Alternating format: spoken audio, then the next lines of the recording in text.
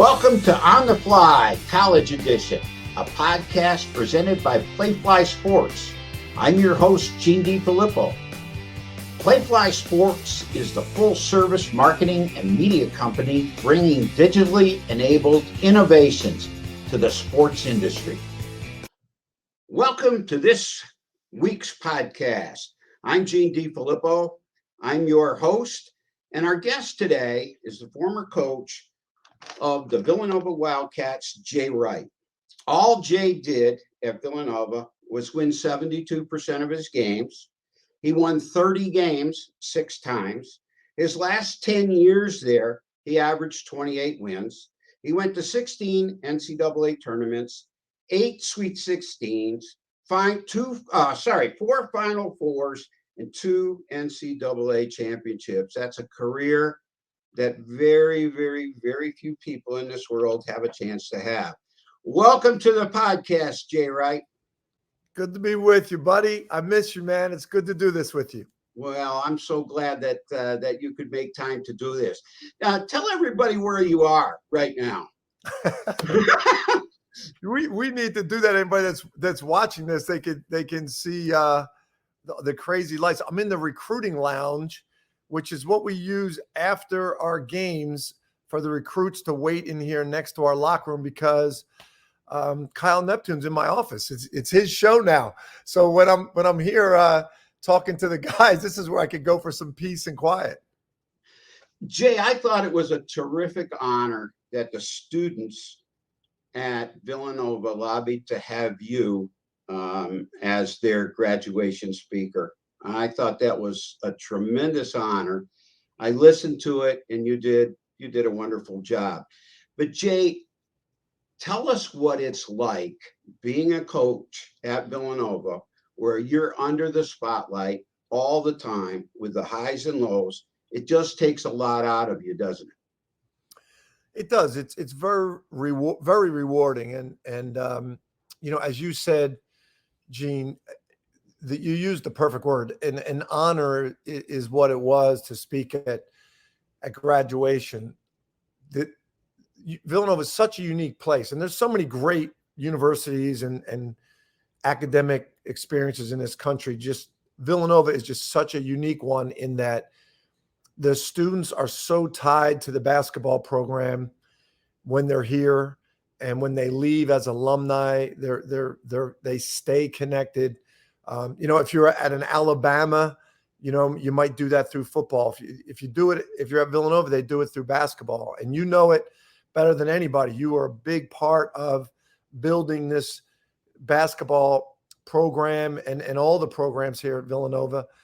It just means so much to everybody.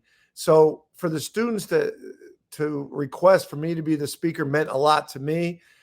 And to your question, it's the coach of Villanova basketball is bigger than just the sport. It's someone that kind of represents the university with the president.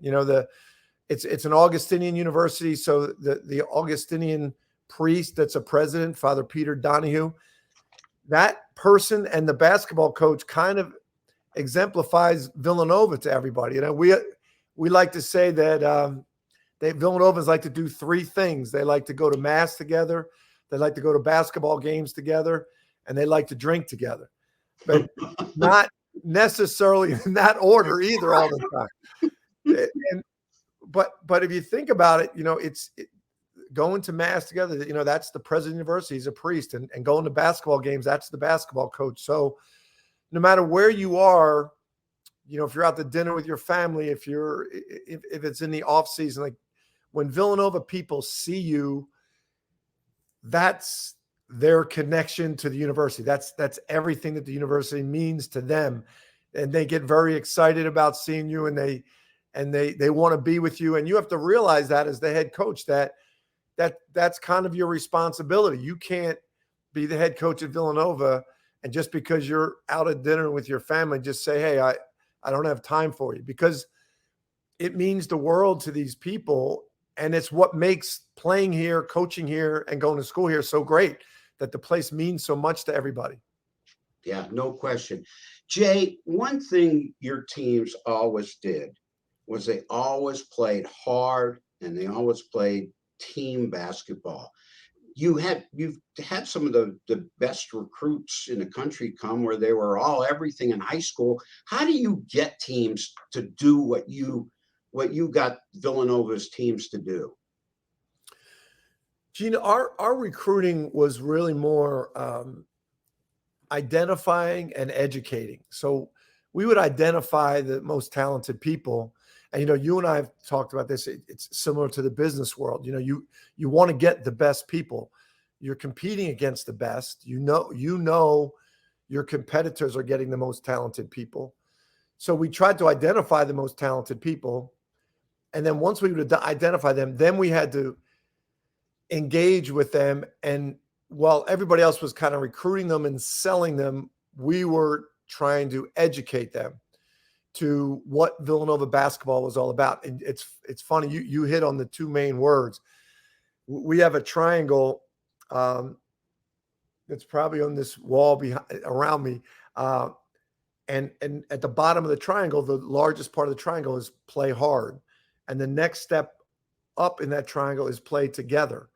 And they're the two most important ingredients that you're going to give your best effort every day here, and that you're going to think about others, the guys that you play with. And we try to explain that to these most talented players, and then we allow them to choose, do they want to be a part of this? So a lot of times we would recruit guys and we'd explain this to them, and they would go to another school and they would show them all the bells and whistles and sell them. And that player would come out and say, hey, I like UCLA better, and a lot of times it came down to, I didn't like what I heard at Villanova. I don't want to do that. And that was a good thing for us, because if we identified the right guys, when those guys would go see the bells and whistles, at, let's say, a Texas or something, and then they would decide, all right, I saw all this and it's very impressive at Texas, but I hear what they're talking about at Villanova. I know what that experience is going to be like. I want to be a part of it. If we got the right guys to choose that, rather than us sell them, they chose us, then we had guys that we could work with, that we could build with, that we could teach, and that they would be open to being coached. And I think that's where our assistants did a great job in recruiting. I think the other thing that you did as well as anybody is you got your team to control their emotions. And, basketball can be a physical game. It's a very competitive game. But I remember when Villanova sank a last second shot to beat North Carolina, you right away kept your emotions. You walked down and talked to Roy Williams. And I thought that was just one of the greatest times that I'd seen anybody control their emotions. Your team did that too. How do you teach that? That's not just ingrained in kids. Yes, you teach them that. Yeah, it is. It's important to us, Gene. And it's funny. I can say these things now that I'm not coaching the team now, so I don't get held to it. But I'm a really emotional guy, really emotional. And I get more emotional than probably anyone would think, but it's hopefully at the right times in the locker room, a lot of times in practice. I've gotten credit for remaining calm on the sidelines a lot, but in the huddle, sometimes I'm not that calm. And if guys, when they ask our players in the locker room at halftime, I'm not that calm. I'm very emotional, but we really emphasized a lot, and we spent a lot of time and in practice and in team meetings discussing the psychological part of the game. And we all wear, I got it on right here. We wear these wristbands, these attitude wristbands. And it's the premise of our entire program that you can't control the things that happen to you in life, and you can't control really a lot of things that happen to you on the basketball court or on the football field or in the business world. But what you do control is your effort, and you control your response, your attitude each day, and your attitude on each play. So we would actually practice, if you're on the first team, the referees in practice any close call was definitely going against you. And then we would practice how you responded to that. Everything we did was competitive. Everything we did, we kept score. So if the blue team was the first team and they were playing against the white team and the blue team got a bad call and someone reacted the wrong way, it was 2 points for the white team. We call those attitude points. And we practiced that every single day. And we practiced situations in games that happen to you where you don't get the right call. What is your response? And we taught them your response has got to be clap your hands, look your teammate in the eye, and say attitude. And that is your way of telling your teammate, hey, I made a bad play. We got a tough call. I'm telling you, my head is clear going into the next play. You make sure your head's clear. And that was our way of doing that. And in that North Carolina game, which is interesting you bring up, is one of my favorite attitude moments of all time, because we had a 10-point lead in that game and we blew a 10-point lead. So we were about to be like the biggest bust in NCAA history because we were up 10. We were up 10, and now it's a 5-point game. No, excuse me, it's a 3-point game. We've given up 7 straight points now. It's a 3-point game. And the only thing we had to do defensively was not give up a 3. And everyone in basketball knows that. Just give them a 2, foul them. Just don't give up a 3. And Page for Carolina hit a double clutch 3 to tie the game, which is a major, major mistake for a defensive team. And our guys all were coming off the court. We called timeout with 4.7 seconds to go. And every guy on the team, the guys on the bench, were coming off the bench. The guys on the floor were coming off the floor to meet, and they were all saying attitude, attitude. And that's our way of saying to each other, okay, we screwed up. We gave up a 10-point lead. We screwed up. We gave up a 3. The only thing we control right now is what is our mindset going into these next 4.7 seconds. And our mindset's got to be clear, and it's got to be focused on the next play and not affected by the mistakes we made previously. And we went out and executed a play perfectly. Chris Jenkins hit his shot. And I wasn't so happy that he made the shot, but I was happy that in that moment, in front of millions of people on TV, 70,000 in the stands, they were dialed in enough to know this is where attitude counts. The only thing we control is our attitude going forward and our effort. And it worked out great. And I knew whether the shot went in or not was God's will, but our clear mind to execute was our attitude. Wow. It's amazing. I hope that all of the athletic directors and coaches and everybody out there that's listening to this podcast will use this, because the same principles that you used to bring Villanova to the top are the same things that business people need to bring their programs to the top. Jay, we got to talk about Coach Mass. You coached with him and under him, and you really, really loved him, and he loved you like a son. Tell people about Coach Mass and your time as an assistant at Villanova under him. Coach Massimino, he loved you, Gene, and I'd like to say it was because you were one of the best athletic directors of all time and you're a good, loyal guy, but it was really only because you were Italian. That was it. That's all it took. That's all it took for him. If you were Italian and proud to be Italian, he loved you. Now, if you were Italian and he thought you weren't proud to be Italian, now you were in trouble. That would upset him. One of the great Coach Massimino stories is I have since learned that I'm of Irish and German descent, and I've since learned I have some Spanish in me, but I didn't know that until I did this, this research. But after he hired me, we would go out to dinner with all of his staff, and the whole staff was Italian. And he would go into the restaurant and say to the chef, "It's my staff. Everybody's Italian." This went on for about a month, and finally we were at a restaurant. I was sitting next to him at the table, and I said, "Coach, you know I'm not Italian, right?" He said, "What? You're not Italian?" I said, "No." He said, "I would have never hired you if I thought you weren't Italian." I said, well, you never asked me if I was Italian. He goes, look at you. Good looking, dark. You got to be Italian. You're Italian. I said, I'm not. So he said, don't ever tell anybody you're not Italian.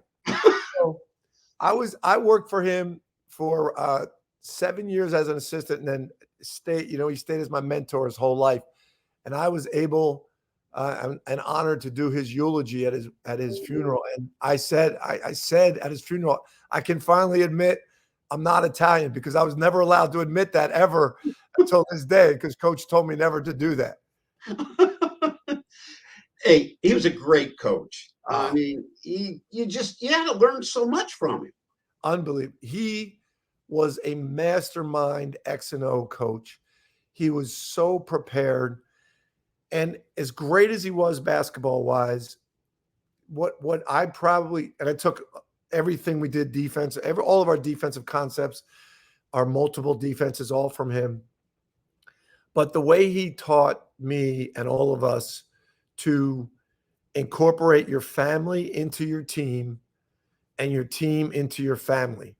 Now, it was a little tough work for him, because if anybody in his family had a wedding or a christening or anything or a funeral, we all had to go. But if it was in our own families and we had practice or something, we couldn't go. But his children, and to this day, I'm close with all of his children, and his family was in close with our whole team. And he made us, and he treated us all like family. And I tried to do the same thing always. And I feel like I have 2 sons and a daughter, and they're, in my eyes and my wife Patty's eyes, very successful. And I really think it's because they grew up around our teams and our kids and our players, and they were a part of the team, and the team was a part of our family.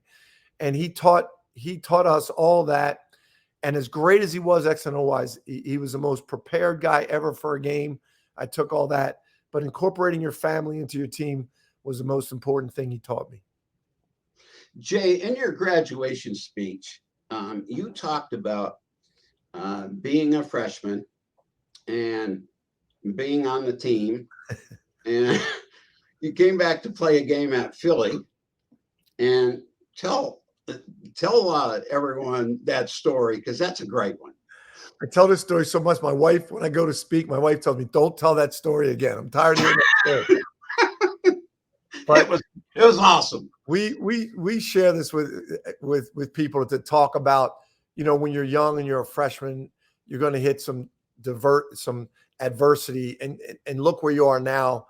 This is going to happen to you the rest of your life. But I was a star in high school like everybody, and I went to Bucknell, and my boys back here in Philly, they didn't go to college, and they thought, like I was the greatest player ever. So as a freshman, we came back to play LaSalle at the Palestra in Philly, and they all came to the game, and they expected me to be the star, and they were chanting for me at the game. We want Wright. We want Wright. Now, I had played like 2 minutes a game up until that point. Some games not played. And as we got deeper into the game, the second half, they were getting louder, and they were chanting, "We want Wright. We want Wright." And my coach was kind of looking at them and looking at me, and we're playing LaSalle, who was really good back then. They had Michael Brooks, the National Player of the Year, and there's about 3 minutes to go in the game, and we're down 12, and they're chanting really loud, "We want Wright." And my coach looks up to him, and he comes down to the end of the bench, and he says to me, "Wright." And I stand up, and I rip off my warm-up. He said, "Go up in the stands and see what they want." It was a very embarrassing moment, obviously. And something that, we share with young people to say, like, look, those things probably happened to you, and look where you are now. Look how successful you are. It's going to continue to happen to you in life. There's going to be times when you feel like I'm a complete failure, and you just got to know you're going to overcome that. Like, look at that as an opportunity, and I talked to him about the opportunity of how to handle that situation. Oh, that was a great story. Hey, Jay, what advice would you give to young coaches and young administrators on the way up? Well, what advice would you give them? Gene, you and I know, like, these are, I know we've all had challenging times. You had in your career, and I did coming up, when Title IX came in and the changing of the Big East and all those things were challenges. But right now, the combination of NIL with the transfer portal is as challenging, I think, as anybody has ever seen in college athletics. Right. Even with all of that, I still say stick to your core values. Like, understand why you're in this business. And it's different for everybody. It's why are you a coach? Why are you an athletic director?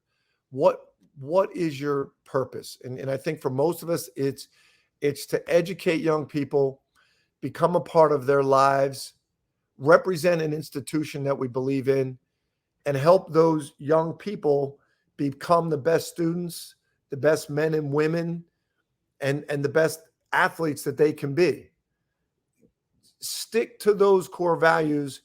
And when you have to make difficult decisions, go back to those core values. What am I in this for?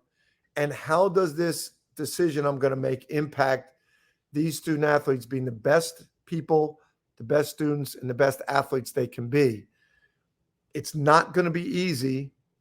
And when you have those times that you get to share with a student athlete a championship or a 4.0 or making Dean's List or overcoming the death of a parent, when you get to share those opportunities, cherish that, because that's what you got in it for. And don't take that for granted. Don't pass it by. Stick to your core values. And when you're too tired to fight for those core values, then get out of it. It's somebody else's turn. Don't hang in there and complain about it. Stick to your core values, believe in them, and do them to the best of your ability with a great attitude. That's awesome information. Those of you out there, listen to that again, and again, because that's right on. Jay, you talked about this being as challenging a time in college athletics, and certainly in my 40-some years, this is absolutely the most challenging time that I can think of for coaches and athletic directors. What's your take on the transfer rule? What's your take on NIL? What do you think about them? Well, I think right now it's a very confusing time, and I think we need some leadership and we need some guidance in the long term. We need either the NCAA to get presidents together and come up with some type of guidelines, ground rules, structure, or we need the federal government to get involved. So that's something that we could talk about forever, and that's big picture. But in the meantime, we have, I think, 2 or 3 years here until somebody steps up and we have some great leadership, or maybe someone outside the NCAA comes up with a new structure of guidance and governance, which I think would be good also. But it's going to take time to do that. And in the meantime, this combination of NIL and the transfer portal is a really dangerous combination. I don't think, and this is where I wish we would have had better leadership. I don't think anyone looked at this. It's not one or the other. It's the combination of these two is really, really dangerous, because it is definitely creating a pay for play scenario, whether anybody wants to admit it or not. That combination is creating it, because we're all very competitive. And if you play 1 year and you're not happy with where you are, and someone has the ability to offer you more money to come elsewhere, well, that's pay for play. And that's the situation that we find ourselves in. We can't complain about it. We just got to say that's what it is for the next 2 or 3 years. And so I think we got to look at it like, how are we going to survive these next 2 or 3 years? I think administrators should be smart about evaluating their coaches and their athletic directors during this time frame, because some schools are set up well for this NIL transfer portal. Some schools and their culture is not. At Villanova, for instance, we're trying to find a way. How do we compete in this NIL world? How do we maintain our culture that we've spent far before I was here? And Gene, you were here and before me, and you put this into this culture you put into place. How do we maintain it? And then also understand the rights of the students, that they can leave and go elsewhere at any time. I do think a positive is, I do think that in basketball, and it doesn't affect football as much because football players have to stay longer in college. In basketball, I think it's going to actually help the quality of play in college basketball. And I think it's going to help the quality of play in the NBA, because I think guys are going to stay in school longer because they can make money. Right. In the past, a lot of those guys that left early after one and done, they really didn't want to, but financially it was their only option. Whereas now you can make money in college basketball and you can get an education and not have to leave for the NBA before you're ready. And the students that don't want to be in college, that want to get out after 1 year and just try the NBA and professional sports, they can still go to the G League. So I think for the quality of play in college basketball, the G League and the NBA, I think it's going to be actually beneficial. Now we've just got to figure out, do we go with a model of this is semi-professional sports where these players are employees and they play for the university? Or can we figure out a model where we still connect education and athletics, which I would like us to see? We set up a scenario where it's similar to, a business student that goes to school and bartends at night. You go to school, you get your education, you play sports, you get paid for your NIL and your appearances, so you still can make money, basically a part-time job, while you're getting your education and you're playing for your university. And the key, which I think makes college athletics so attractive to our country, is these guys are students that are in class with the students that are in the stands, and they are students who are in the same classes that the alumni who are supporting them, they were in those classes too. There's a shared experience that we all have that makes college athletics so beautiful. And I think if some governing body can come up with a way to say, you go to school, you can make money, and you play for your school.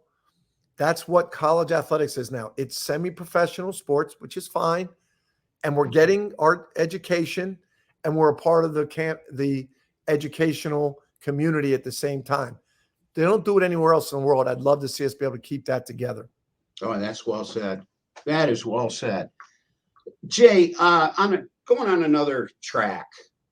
Coaching is really, really a difficult profession in that you're always under pressure, whether it's recruiting season or it's preseason or it's during the season. What do you do to relax? Do you play golf? Now, you told me that you like to be in a kayak out in the ocean. Is that true? You know what? It is, Gene. I love golf. I stink. What I do is kayak surfing. It's crazy. There are these flat kayaks you sit in, but you ride the waves. So I love that. But the key, and this is part of the reason that I decided to stop coaching. I shouldn't say retire, because I'm still going to work for the university with our president, Father Peter. I'm still going to try to be supportive. And there's other things down the road for you too. You can do whatever you want to do. I got some energy, but I have to learn. I didn't do a good job of relaxing. Like, even if I was on the golf course, I had my phone. I was always, you said it, you were in it. It was 24/7 to me. It was, and I never really did relax. Even if I would getting out in the ocean in the kayak was something that could get me out of it. But I just didn't do it enough. I would do it like 5 days, 6 days a year. I wasn't good at that. And and I realized that, towards the last 3 or 4 years where I said, I got to learn to do this better, or I'm going to get tired of this. And I just wasn't good at it. I was at the Olympics with coaching the Olympic team, and I was getting up in the middle of the night, making calls back, recruiting. I couldn't stop. I enjoyed every second of it, but I think with this time right now, I'm learning how to relax a little bit, and whatever we do down the road, I hope I can take that ability to relax. So you said, like, what would you say to coaches and administrators? The guy that you worked for, the guy that you had here as your football coach at Villanova, Andy Talley, had a great analogy that coaching is like trying to fill in a black hole with dirt. You just keep shoveling and shoveling, but you never fill it in. You never fill it in. You got to take a rest sometimes, and I wasn't good at that. I would still say you got to force yourself to rest sometime, because there's always going to be work to be done in coaching and in being an administrator. That is true. Hey, let's talk about Coach Popovich for a little bit. I know that you and Pop got along great. He may be the best professional coach there ever was, certainly among the top. What's it like being with Pop for so long? He was amazing. I learned so much from him, and at a point in my career where, I was towards the end of my career, and you think a lot. But there was so much there to learn with him. He had an incredible combination of characteristics. So he had that military background, being in the Air Force, where his preparation was like putting together troops for battle.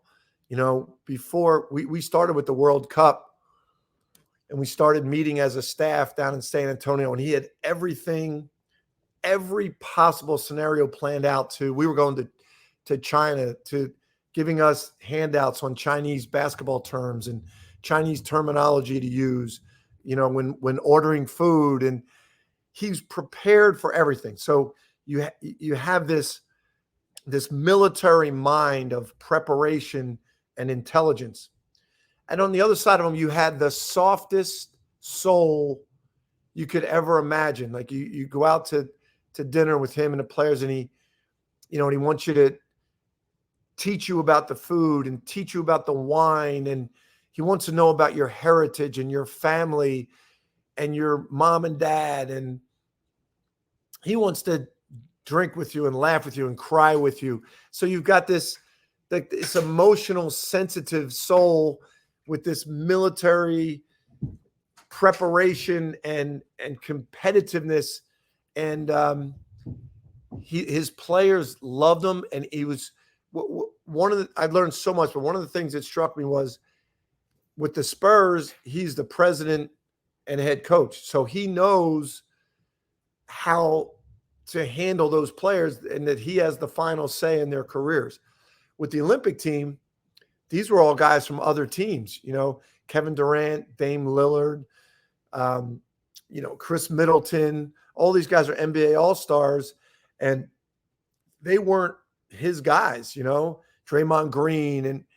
And he treated them a lot differently than he would have coached his San Antonio team. So to have the intelligence and the humility to really be inclusive with them and let Kevin Durant and Draymond Green and those guys have a lot more say in what we did was really impressive to watch.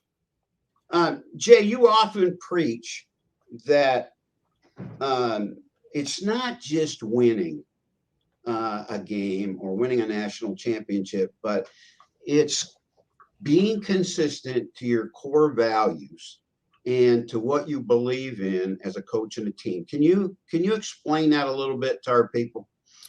Yeah, that's something that now that I'm stopping coach, I'm trying to evaluate even more and how it affects business. In that, and I've talked to businesses about this.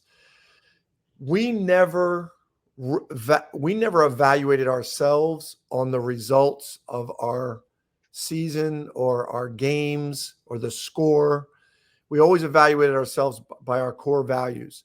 And it's one of the things that, I wonder how much in today's business world this could be useful, in that as a leader, our real opportunity is to create an environment and how we're all going to live together.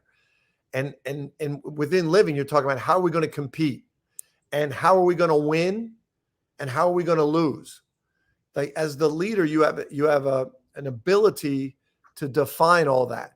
And it's kind of what we always try to do here at Villanova was, we have our core values. Like, every time we step on the court to compete against somebody, we want to try to play harder, play more together, not just say play hard or together. We want to play harder than our opponent, and we want to play more together than our opponent, and we want to be smarter than our opponent, game situations and based on our scouting report.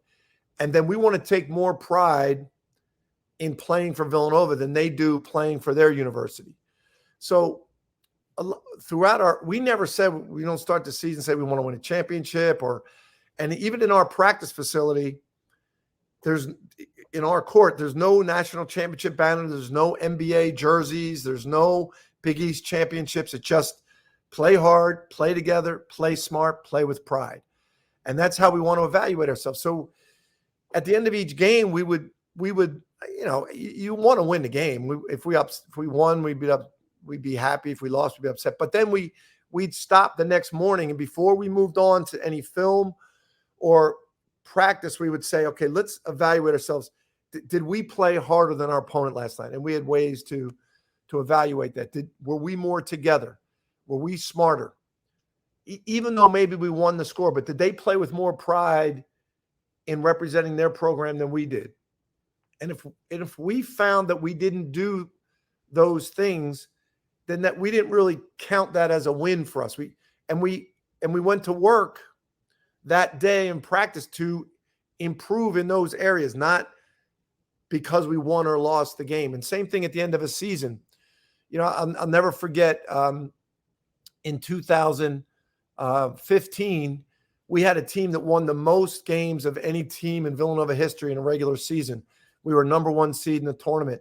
And then we lost in the second round to NC State, who was a great team. They just happened to be an 8 seed that was really undervalued in the seedings, but they were a great team. And we lost a close game. And right till the bitter end in our huddle, it was like a 1 or 2 point game. We're in the second round. We're about to get upset. And our guys are saying, like, keep playing Villanova basketball. Keep playing Villanova basketball to the end. And we lost that game. And we got criticized, and everyone said that they were a bust. They lost in the second round. They can't get past the second round. And we looked at our team. We said, look, throughout the season, we won, I think it was like 35 games, whatever it was. No team has ever won that many games in Villanova history. We brought it every day. Every day we played hard together, smart, with pride, better than any other team. In that last game against NC State, did we play harder than them? Did we try to play harder? Yeah. Were we together? Did we try? Yeah. Did we take pride? Yeah. Right to the bitter end, did we take pride in playing Villanova basketball? Yeah. All right, so we lost. We're a success in our minds. Everybody else is going to say we're a failure. But in our minds, that's what we control. We're a success because we were committed to our core values. And that team, that Villanova team in 2015 in this program, we make sure that's one of the most respected teams of all time. The next year we won the national championship, but it was really because we felt good about what we did in 15 and everyone else was criticizing what we did in 15. Wow. Jay, this has been unbelievable. I mean, I knew you'd be amazing, but the way you've been able to take this and apply it to business and to other people, this is great. We're out of time on this week's On the Fly College Edition. I'm your host, Gene DeFilippo. Thanks for your time this time, and we'll see you next time.